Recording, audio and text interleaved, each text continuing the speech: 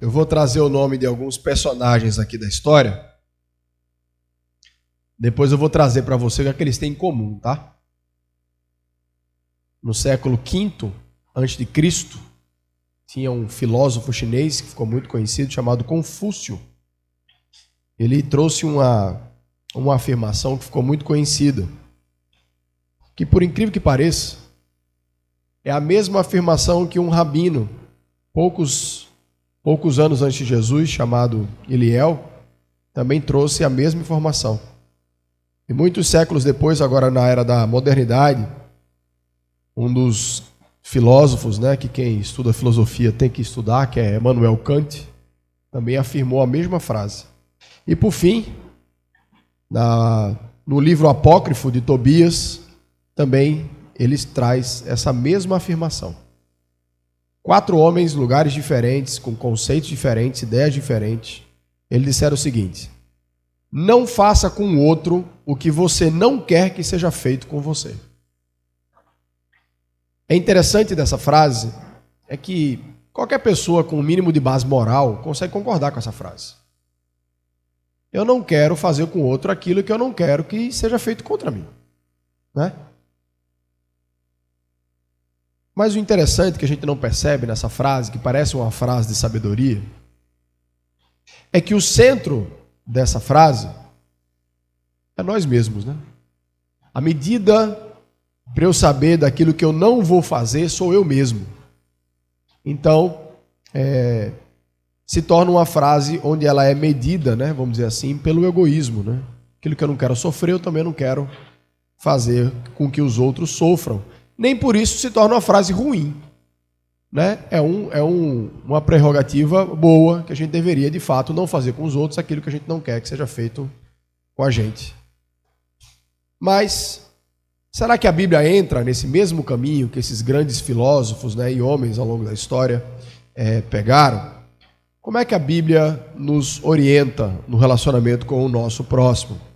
E eu quero convidar você a abrir a Bíblia em Mateus, capítulo 7, versículo 12.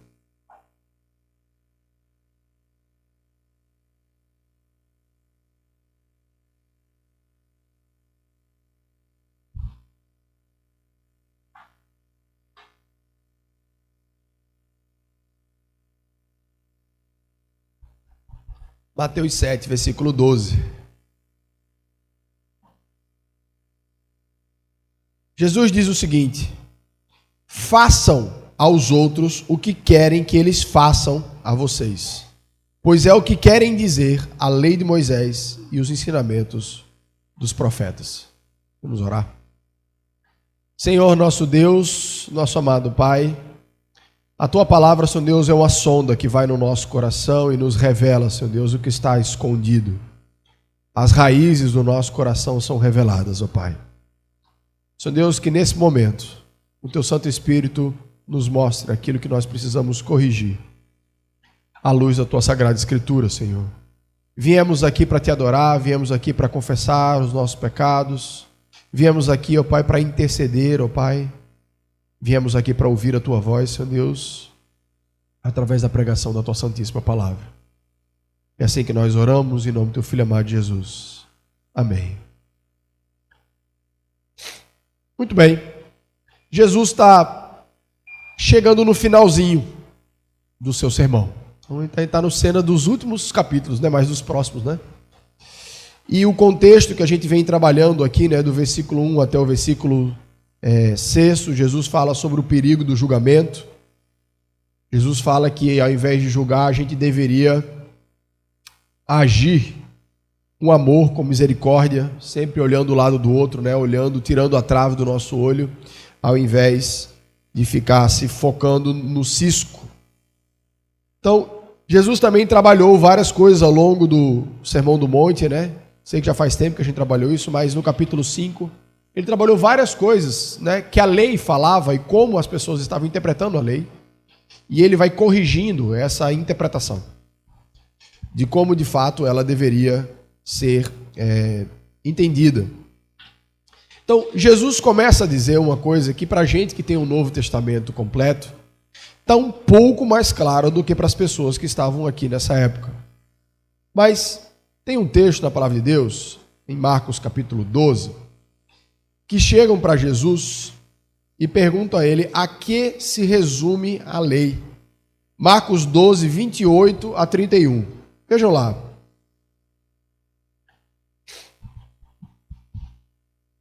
Marcos 12, 28 a 31. Um mestre da lei que estava ali ouviu a discussão, viu que Jesus tinha dado uma boa resposta, por isso perguntou: qual é o mais importante de todos os mandamentos da lei? Jesus respondeu: é este: escute, povo de Israel, o Senhor nosso Deus é o único Senhor. Ame o Senhor, seu Deus, com todo o coração, com toda a alma, com toda a mente, com todas as suas forças. E o segundo mais importante é este: ame os outros como você ama a você mesmo. Não existe outro mandamento mais importante do que esses dois. Então, Jesus está dizendo que nesses dois mandamentos ele está resumindo toda o que eles tinham na palavra de Deus na época, que era o Antigo Testamento. Se a gente pegar os 10 mandamentos, a gente consegue resumir os 10 mandamentos esses dois, né? Como amar a Deus acima de todas as coisas, tem a ver com guardar o sábado, tem a ver com não fazer nenhuma outra imagem, tem a ver com não usar o nome de Deus em vão. Amar ao próximo como a nós mesmos perpassa primeiro por honrar o pai e a mãe, não matar, não roubar, não cobiçar, né? E por assim vai os outros 6 mandamentos relativo ao nosso amor ao próximo. A gente viu no versículo 7 a 11 na pregação passada o quanto nós precisamos aprender e dependemos de Deus para viver aquilo que Ele requer. E quando a gente entende que esses 2 grandes mandamentos que Jesus nos ensina, do resumo de toda a palavra de Deus, o amor é um princípio muito amplo, muito completo. E a Bíblia fala que a gente precisa, primeiro, aprender a amar a Deus acima de todas as coisas, para depois a gente conseguir amar ao próximo. Ninguém consegue amar ao próximo como ama a si mesmo, se primeiro não amar a Deus acima de todas as coisas. Por uma razão muito simples. Deus é quem coloca ordem nas nossas prioridades. Quando Deus não está no primeiro lugar da nossa vida, não se preocupe, você foi feito para adorar. Alguma coisa está no lugar dele. Alguma coisa assume o lugar de Deus. As expectativas de alegria, de esperança, assumem o lugar. Se eu coloco o meu marido nesse lugar, eu começo a achar que meu casamento tem que dar certo de todo jeito, que eu tenho que alegrar o meu marido de todo jeito. E quando ele começa a não agir da maneira como eu espero, eu começo a entrar em crise, eu começo a entrar em depressão. Por quê? Porque eu coloquei o meu marido no lugar de Deus. Quando eu coloco o meu trabalho no lugar de Deus, onde todo o meu melhor é colocado no trabalho, onde toda a expectativa de ser reconhecido é através do trabalho. E quando o trabalho começa a não dar certo, ou eu sou demitido, ou eu entro numa crise muito grande, porque o meu Deus foi tirado. Para que a gente possa se libertar dessas coisas, se libertar do grande amor que nós temos por nós mesmos, a gente precisa primeiro enfrentar a maior batalha que o ser humano enfrenta, que é colocar Deus em primeiro lugar e tirando principalmente o nosso maior concorrente, que é nós mesmos. Nós somos os maiores concorrentes para estar no primeiro lugar da nossa vida. E quando nós entregamos a nossa vida para Cristo, quando nós reconhecemos Jesus Cristo como Senhor e Salvador, esse é o momento onde nós reconhecemos que esses falsos deuses que existem à nossa volta, eles existem, mas eles não trazem graça, eles trazem desgraça a curto prazo. E nós colocamos Deus lá. A vida do ser humano sem Deus, ela não tem rumo. Ela é um caos. Porque ele vai buscando esses deuses temporários e por muitas vezes esses deuses temporários vão causando decepção, porque não tem jeito. São deuses desse mundo, não tem para oferecer aquilo que Deus tem para oferecer. E as pessoas ficam perdidas. Até o ponto de chegarmos na sociedade que nós temos hoje, uma sociedade extremamente relativista, onde não existe mais eixo. Nós temos uma sociedade que odeia eixo, que odeia alguma coisa que seja um prumo, odeia alguma coisa que seja um padrão. Enquanto a palavra de Deus é o nosso padrão. O nosso Deus é a medida do certo e do errado. Se a gente não abandona essas falsas noções, a gente estaria perdido. O que seria do nosso mundo se de repente a gente não tivesse mais como contar as horas, se a gente não tivesse mais como contar o peso de alguma coisa, e se a gente não tivesse como mais medir as distâncias? Quantas coisas o nosso mundo iriam parar? Porque não existe mais medida de tempo, nem de peso, nem de distância.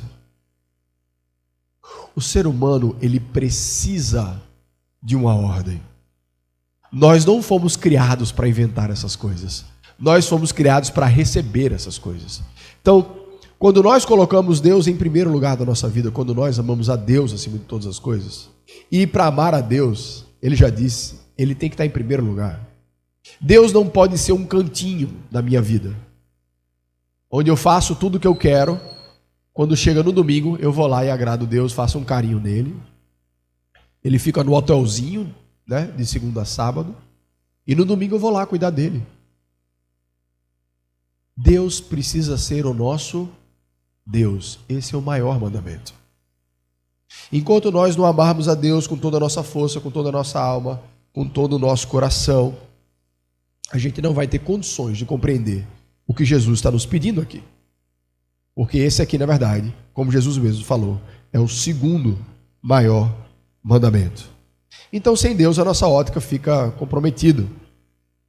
Ter Deus conosco não é saber que Ele existe. Ter Deus conosco não é nem falar com Ele toda noite. Já conheci muita gente que diz assim, você acredita em Deus? Eu acredito. Acreditar em Deus é suficiente? Será que acreditar em Deus é suficiente? A Bíblia fala que até os demônios creem. Ter Deus na nossa vida é ter uma vida completamente entregue à vontade dEle. É quando Deus começa a moldar aquilo que eu sou, o que eu faço e que eu farei. Como a gente viu aqui hoje. O que é que faz uma pessoa sair do conforto de uma cidade, da sua família, para ir para um local onde não tem infraestrutura, simplesmente para levar a alegria de Jesus Cristo para aquelas pessoas? Para essa pessoa que fez isso, significa somente uma coisa. Ela gosta dessas coisas daqui do conforto, mas ela ama muito mais o seu Deus.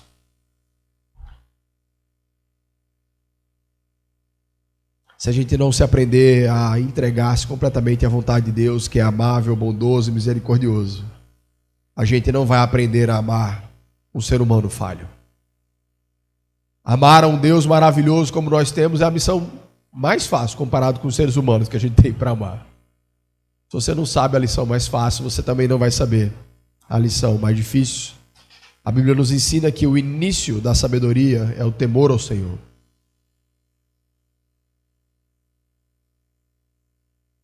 Sem esse apreço, essa adoração, essa verdadeira devoção a Deus, a gente não vai encontrar a sabedoria e não vai perceber por que Jesus está nos dizendo essa mensagem.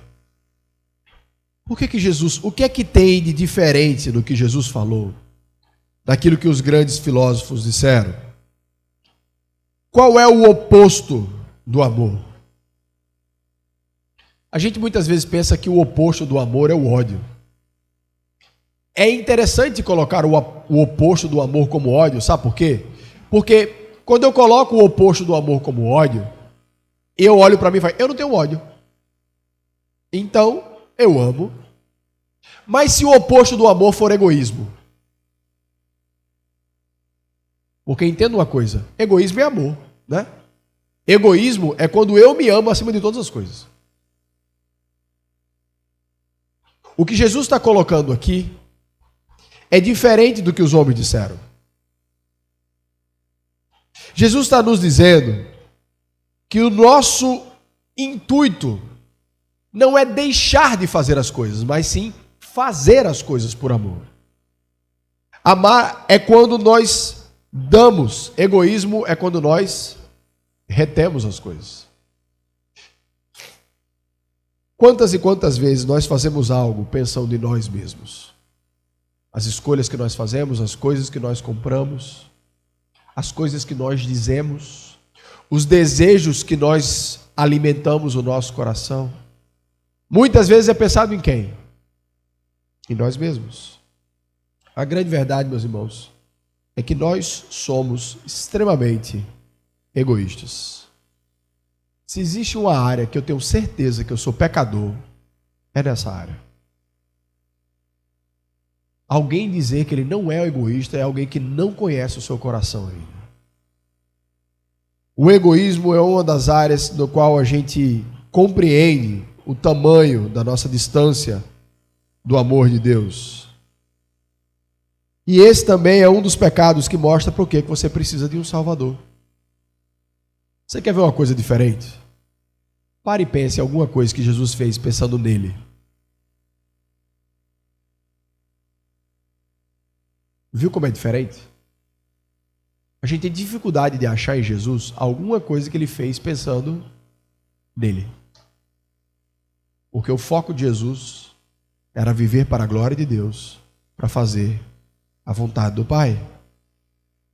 A única forma de a gente encontrar alegria, paz, felicidade é indo na contramão do pensamento.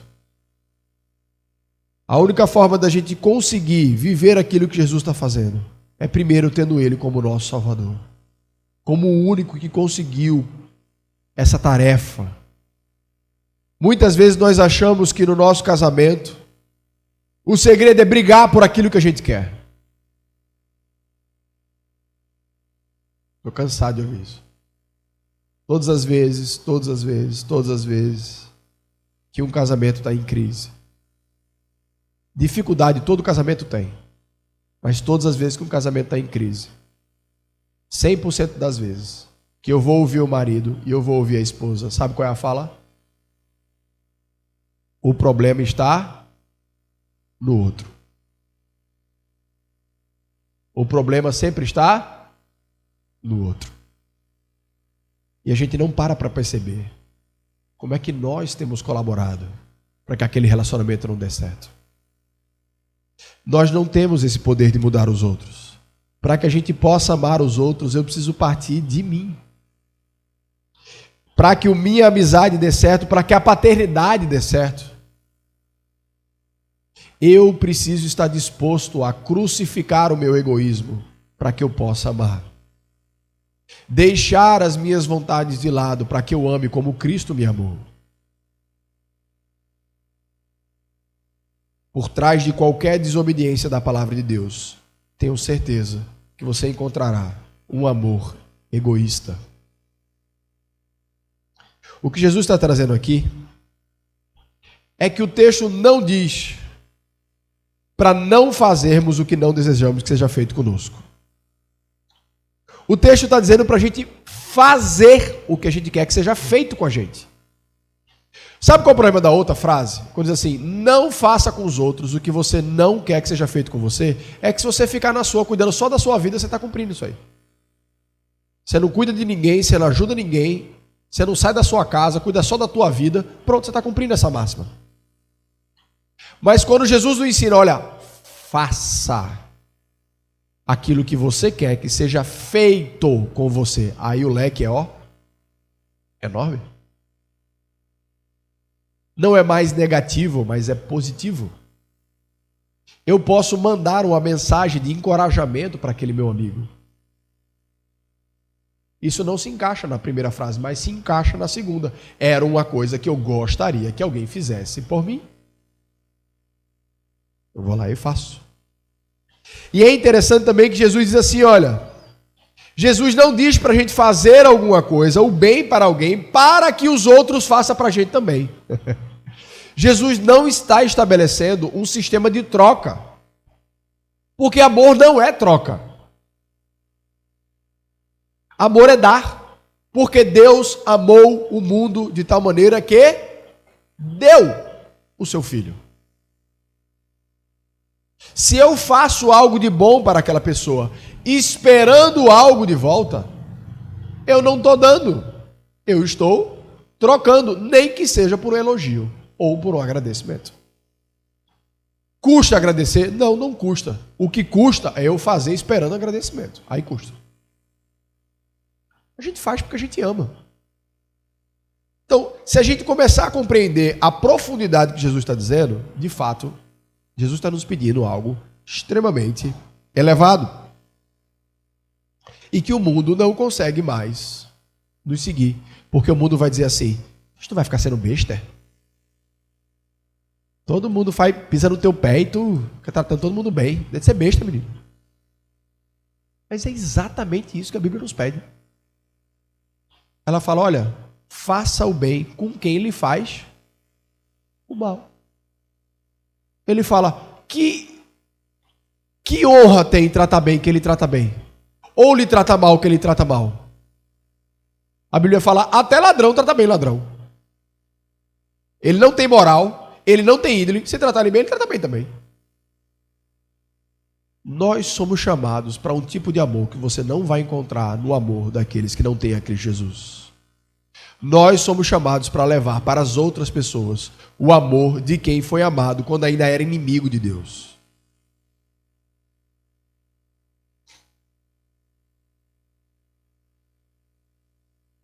Meus irmãos, o Sermão do Monte ele não foi pregado para ser admirado, como uma bela construção, como uma bela peça de eloquência. O Sermão do Monte é a palavra de Deus inteira. Ela foi escrita para que ela possa ser colocada em prática. A forma como nós planejamos, como falamos, como usamos o nosso tempo e o nosso dinheiro, devem ser pautados pelo amor às outras pessoas.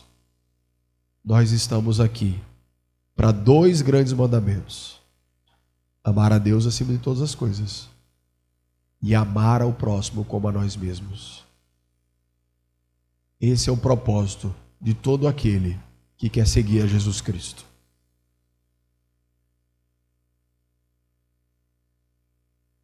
A gente precisa sempre procurar nos colocar no lugar do outro e buscar agir da maneira como a gente gostaria que agissem conosco. O nome disso é empatia.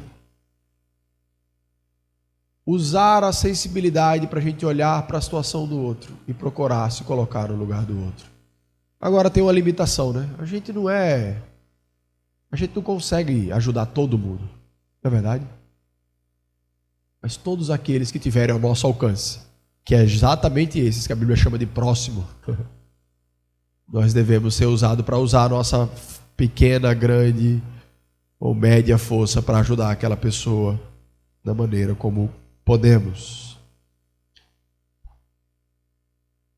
Existe uma frase de um grande teólogo chamado Dr. Sproul, que ela diz o seguinte: não podemos controlar os que os outros dizem a nosso respeito ou fazem conosco, mas podemos controlar o que dizemos a respeito deles e o que fazemos com eles.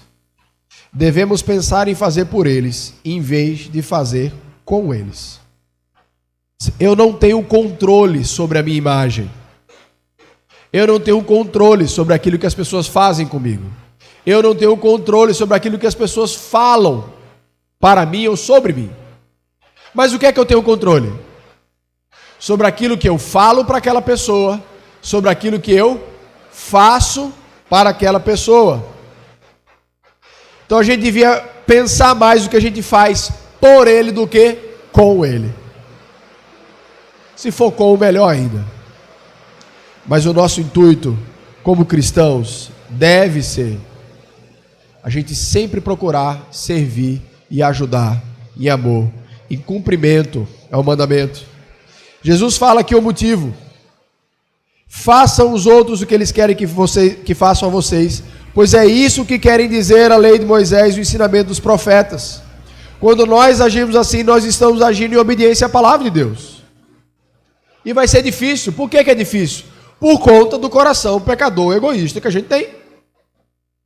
Quando a Bíblia fala lá em Jeremias que o nosso coração é desesperadamente corrupto, é porque a gente sabe dessas coisas. Mas na hora de colocar em prática, nós falhamos. Quando nós pregamos assim, expositivamente, versículo por versículo, o desafio é isso: é enfrentar todos os textos que tem. Eu queria ter mais autoridade para pregar esse versículo aqui, que eu consigo enxergar muitas situações da minha vida onde eu não estou fazendo aquilo que eu deveria fazer. Tiago fala que aquele que pode fazer o bem pelo seu próximo, né, pelo seu irmão, e não faz, ele está em pecado. Então a Bíblia age muito mais na parte positiva da obediência, onde nós somos chamados para a ação, do que na parte negativa, onde nós não devemos fazer. Existem coisas que nós não devemos fazer, mas a Bíblia também nos chama para coisas que nós devemos fazer. Se existe algo que nós devemos fazer e não fazemos, nós também estamos pecando. Aí você vai perguntar: e não vai sobrar nada para mim?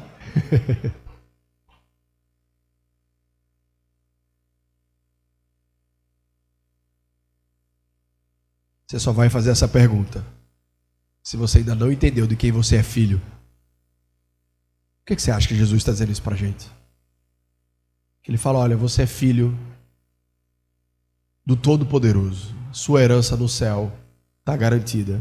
Se as pessoas lhe tratam bem ou mal, eu lhe amo. Se você está fazendo algo por amor a mim, eu vou lhe dar o elogio. Se você vai perder coisas aqui para poder cumprir a minha palavra, não se preocupe. Quando você chegar aqui, vai ter muito mais do que o que você perdeu. Paulo nos ensina lá em Romanos capítulo 12, que os sofrimentos dessa era presente não se compara à glória do que há de vir. Jesus deixou muito claro quem quer segui-lo. Jesus disse: quem não me amar mais do que pai, mãe, filho e até do que a si mesmo, não está pronto para me seguir. Meus irmãos, todos os dias Cristo Jesus nos chama para reavaliarmos o nosso compromisso com Ele. E sempre indo, colocando de volta na rota, colocando de volta na rota. O Sermão do Monte precisa ser para nós uma lista, um checklist da nossa vida, daquilo que a gente tem cumprido, daquilo que a gente precisa realinhar. Essa missão aqui não termina nunca, só quando a gente vai para o céu. Quando é que a gente termina a missão de amar ao outro como a nós mesmos? Não termina. O máximo que a gente puder fazer dentro das nossas condições, a gente deve fazer. E esse é um dos privilégios de ser cristãos. A gente não fica sem missão nunca. A gente não fica sem propósito nunca. E quando chegar lá no céu, a gente vai ver os maravilhosos frutos de termos obedecido à palavra de Deus. Vamos orar?